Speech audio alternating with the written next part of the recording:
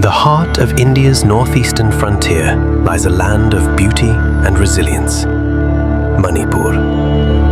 A land steeped in history, but scarred by conflict. A place where ancient traditions clash with modern struggles, where peace is always fragile.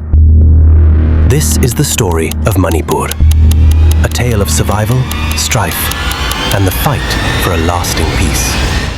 Manipur, a land that has witnessed over 2 millennia of rule, from its proud kings to its integration with the Indian Union in 1949. For many, the legacy of the 1891 Anglo-Manipur War left deep scars. And in the decades that followed, the question was clear: who gets to define Manipur's identity?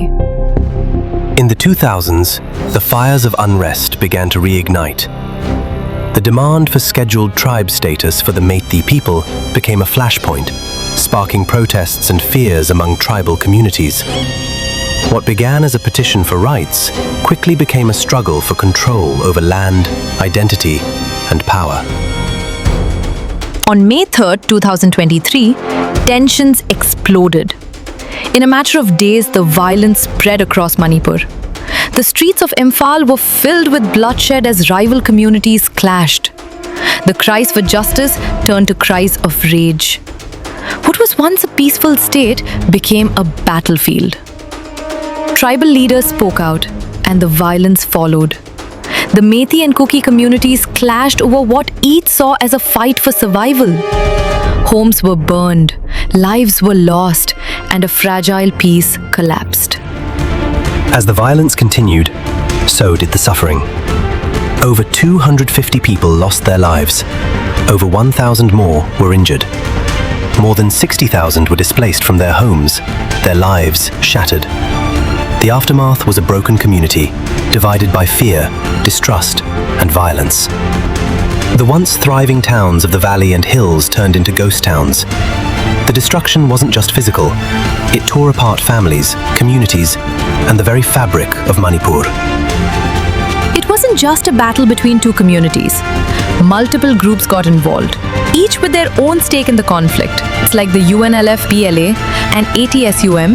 The conflict became a complex web of rivalries, ideologies, and distrust. Amid the chaos, the Indian Army was called in. As the violence spread, so did the security forces, from Assam Rifles to the CRPF, working day and night to restore order, even when the odds seemed overwhelming.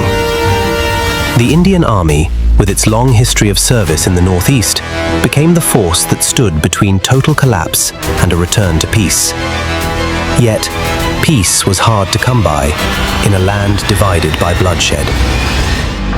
In February 2025, the political leadership of Manipur collapsed under the weight of the crisis. The chief minister resigned, and the state was placed under precedence rule.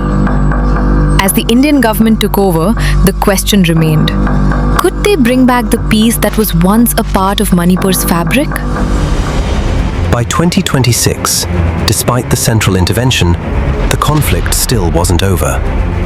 In early 2026, attacks in Bishnupur and other districts reignited fears of a renewed escalation. The violence had become a cycle, feeding on itself. The scars of Manipur's history remained fresh.